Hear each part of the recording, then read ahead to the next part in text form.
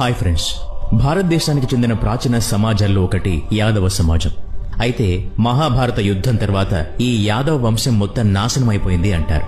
మరి ఇప్పటికీ చాలా మంది వారి పేరు చివర యాదవ్ అని రాసుకుంటూ ఉన్నారు. ఇప్పుడున్న యాదవులు నిజంగా భగవంతుడు శ్రీకృష్ణుడికి చెందిన యాదవుల వంశీయులేనా? ఇలాంటి అనుమానాలు ఎప్పుడొకప్పుడు మీకు కూడా వచ్చే ఉంటాయి. సరే, ఈ రోజు ఈ యాదవ సమాజం గురించి మరిన్ని విషయాలు తెలుసుకుందాం. అందుకని ఈ వీడియోని ఎక్కడా స్కిప్ చేయకుండా పూర్తిగా చూడండి. మరికెందుకు ఆలస్యం, let's start today's episode. Mahabharatam హిందువులకు పంచమ వేదంగా పరిగణించబడే ఇతిహాసం, ధర్మాధర్మాలు తెలియచెప్పే మహాకావ్యం. మహాభారతం ఈనాటికి మన మెదడులో చాలా ప్రశ్నల్ని లేవనెత్తుతుంది. అలాంటి ఒక పెద్ద సందేహంపై ఈ రోజు వీడియోలో చర్చిద్దాం. చాలా మందికి ఉన్న భ్రమలు, సందేహాలు కొంచెమైనా తొలగించే ప్రయత్నం చేద్దాం. భారతదేశంలో చాలా మంది పేరు చివర్లో యాదవ అని ఉంటుంది. మరి మహాభారత కాలంలోనే శ్రీకృష్ణుడి వంశీయులందరూ కూడా ప్రాణాలు కోల్పోయారు. మరి ఇప్పుడున్న యాదవులంతా ఎవరు? వాళ్లంతా నిజంగా అప్పటి యాదవ వంశీయులేనా? యాదవుల వంశానికి అసలు ఏం జరిగిందో తెలుసుకుందాం. వేదాల్లో చెప్పినట్టుగా పాంచజన్యాల్లో ఒకటి యాదవ కులం. ద్వాపర యుగంలో గాంధారి కృష్ణుడికిచ్చిన శాపం వల్ల యాదవుల వంశం మొత్తం నాశనమైపోయింది. కాబట్టి ఇప్పుడున్న యాదవులు శ్రీకృష్ణుడి వంశీయులు కాదని చాలా మంది అభిప్రాయం. ఇది నిజమా లేక అబద్ధమా? అసలు నిజమేంటో, ఏం జరిగిందో తెలుసుకోవాలంటే మనం మహాభారత కాలం అంటే ద్వాపర యుగంలోని చివరి అంకంలోకి వెళ్ళాలి. 18 రోజుల పాటు ఎడతెరిపి లేకుండా కురుక్షేత్రంలో మహాభారత యుద్ధం జరిగింది. కౌరవులందరూ పాండవుల చేతిలో మరణించారు. ధర్మం గెలిచింది, అధర్మం ఓడిపోయింది. కౌరవుల తల్లి గాంధారి కురుక్షేత్రానికి వచ్చి చచ్చిపడి ఉన్న తన 100 మంది కుమారుల్ని చూసి ఏడుస్తోంది. తనకు జరిగిన నష్టానికి అంతా కారణం కేవలం కృష్ణుడే అని కృష్ణుడి దగ్గరికి వెళ్లి, నా వంశ నాశనానికి కారణమైన నీకు ఒక శాపాన్నిస్తున్నాను. ఎలా అయితే నా వంశం అంతరించిందో అలాగే ఒకరోజు నీ వంశంలో కూడా ఒక్కరు కూడా మిగలకుండా అంతా చనిపోతారు అనే శాపం ఇచ్చి అక్కడి నుంచి వెళ్లిపోతుంది. నవ్వుతూనే శ్రీకృష్ణుడు గాంధారి ఇచ్చిన శాపాన్ని స్వీకరిస్తాడు. అక్కడితోనే కథ అయిపోలేదు.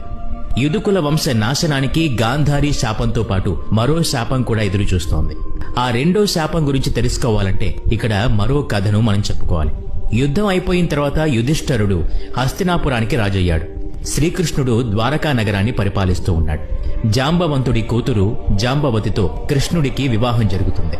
వారికి పుట్టిన కొడుకే సాంబుడు. సాంబుడు ద్వారక రాజకుమారుడు. స్వయంగా భగవంతుడు శ్రీకృష్ణుడికి కుమారుడు. కానీ అతను ఎలాంటి కర్తవ్యం లేకుండా చెడు అలవాట్లతో చెడు స్నేహాలు చేస్తూ తిరుగుతూ ఉండేవాడు. కృష్ణుడు ఏం చెప్తే దానికి సరిగ్గా వ్యతిరేకంగా నడుచుకునేవాడు. కర్తవ్యం గురించి, ధర్మ మార్గాల గురించి తండ్రి చెప్పిన ప్రతిసారి మరింత దారుణంగా ప్రవర్తిస్తూ ఉండేవాడు. ఒకసారి శ్రీకృష్ణుని కలవడానికి ద్వారకకు చాలా మంది ఋషులతో పాటు దుర్వాస ముని కూడా వస్తారు.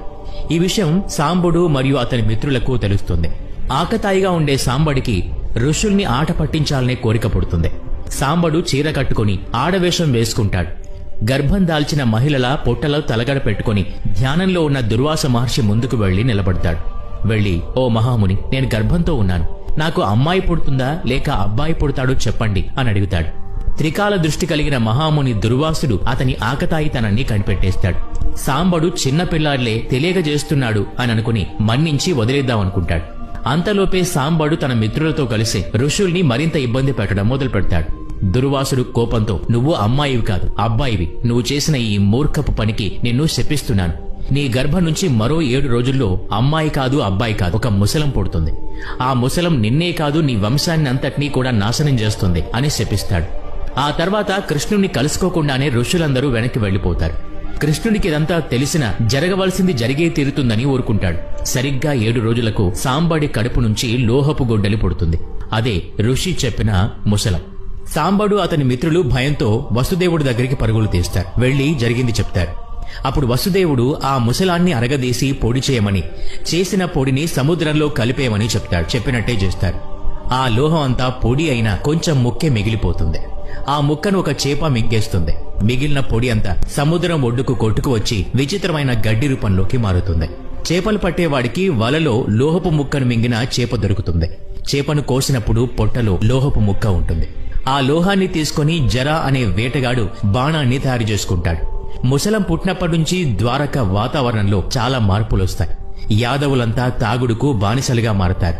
స్త్రీలు బాధ్యత లేకుండా తిరుగుతూ ఉంటారు. అలాగే జంతువులు కూడా ప్రకృతి విరుద్ధంగా ప్రవర్తిస్తూ ఉంటాయి. కృష్ణ బలరాములు తప్ప మిగిలిన వారంతా వింత వింత ప్రవర్తనలు చేస్తూ ఉంటారు.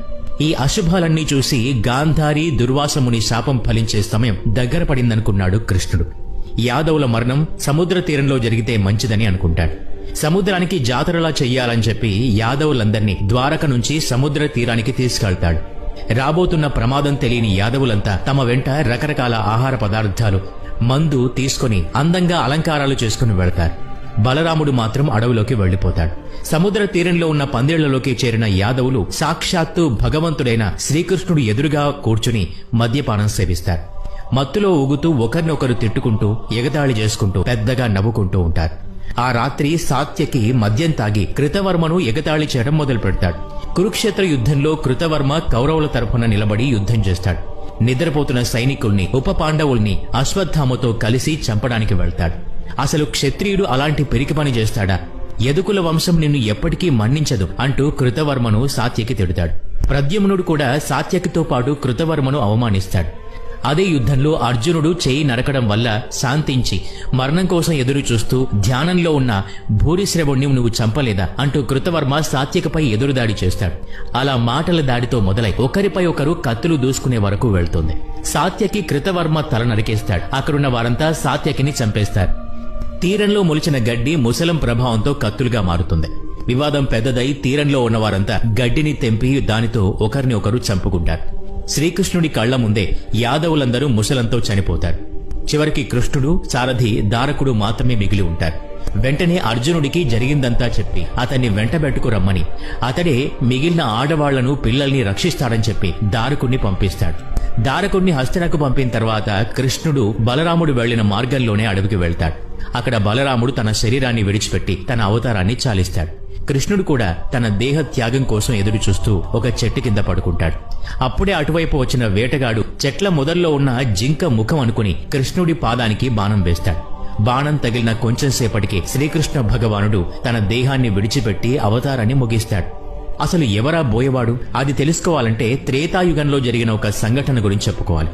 త్రేతాయుగంలో సుగ్రీవుణ్ణి, అతని రాజ్యాన్ని కాపాడటం కోసం శ్రీరాముడు చెట్టుచాటున నిలబడి బాణం వేసి వాలిని చంపుతాడు. అప్పుడు వాలి భార్య తార శ్రీరామునితో, నా భర్త చనిపోయినట్టుగానే నువ్వు కూడా రాబోయే కాలంలో ఒక బాణం వల్ల మరణిస్తావని శపిస్తుంది. శ్రీకృష్ణుడి కాలికి బాణం వేసిన బోయవాడు మరెవరో కాదు, త్రేతాయుగంలో రాముడి చేతిలో మరణించిన వాలి ద్వాపరయుగంలో బోయవాడుగా పుడతాడు. చేప కడుపులో దొరికిన ముసలం లోహంతోనే బాణాన్ని తయారు చేసుకుంటాడు. ఆ బాణమే శ్రీకృష్ణుడి ప్రాణాన్ని తీస్తుంది. కొంత సమయానికి అర్జునుడొచ్చి యాదవ కులంలో మిగిలి ఉన్న ఆడవాళ్లను, పిల్లల్ని హస్తినకు తీసుకెళ్తాడు. అక్కడ మిగిలిన వారితో యదువంశం వృద్ధి చెందుతుంది. ద్వారకలో శ్రీకృష్ణుడి రాక ముందు నుంచే యదువంశీయులు ఉండేవారు. ద్వారకనే కాకుండా వేరే వేరే రాజ్యాల్ని కూడా యాదవులు పరిపాలించారు. కృష్ణుడి అవతారం ముగిసిన తర్వాత కూడా యదువంశీకులు రాజ్యపాలన చేశారు. ఈ కథ అంతా విన్న తర్వాత మీకున్న సందేహాలకు సమాధానాలు దొరికే ఉంటాయి. యాదవ వంశీకులు ఎప్పటికీ గర్వంగా చెప్పుకోవచ్చు, వారి వంశంలోనే శ్రీకృష్ణుడు పుట్టాడు.